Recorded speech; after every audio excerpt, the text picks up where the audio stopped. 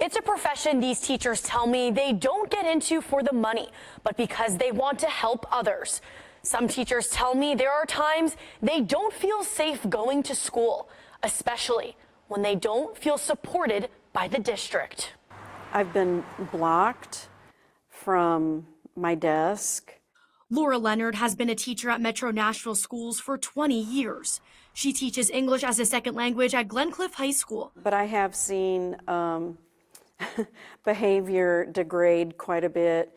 You know, it used to be that I was worried about gum as a French teacher because I wanted to hear them pronounce. But now I'm worried about I don't even think about gum anymore. Leonard is concerned for her safety after she says students have assaulted her. There have been incidences of pushing, some of which were clearly on purpose, and someone has grabbed my arm before. I've never been injured, and I'm really grateful for that, but I worry about it, yeah. But what makes her even more upset, the school's response when she tries to tell them what happened. I just feel that sadness of disrespect. But what's worse is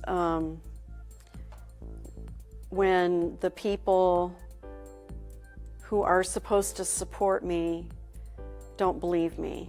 So are you saying that sometimes you don't feel supported by the school or administration when you go and tell them that these things have happened to you?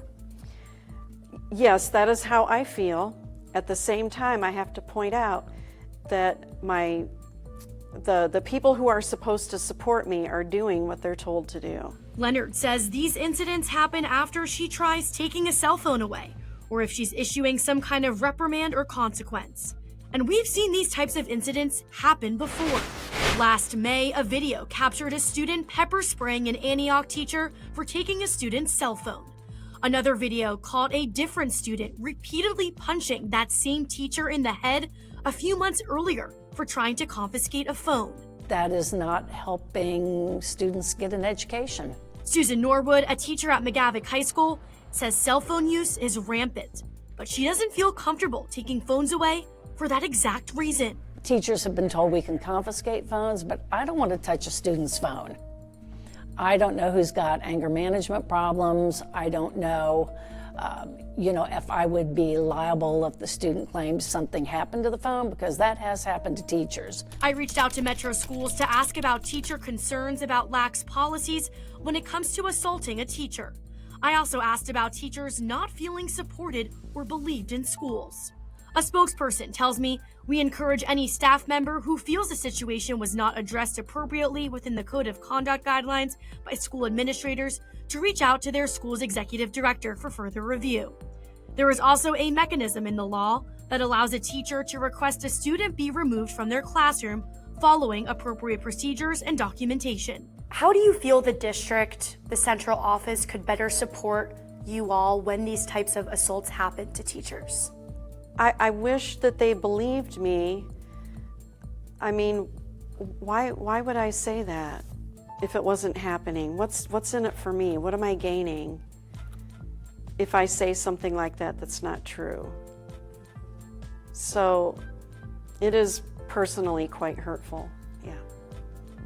Both Leonard and Norwood feel policy needs to change when it comes to permissible behavior and the consequences students face. I think that we need a less permissive discipline policy.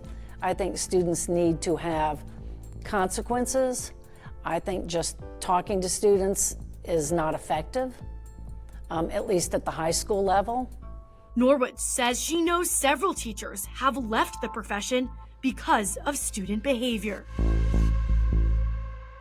Leonard even tells me if an incident happens again, she plans to just go straight to the police department and see if that changes anything. Reporting in the studio, I'm Amanda Chin, Fox 17 News, your Code Red station.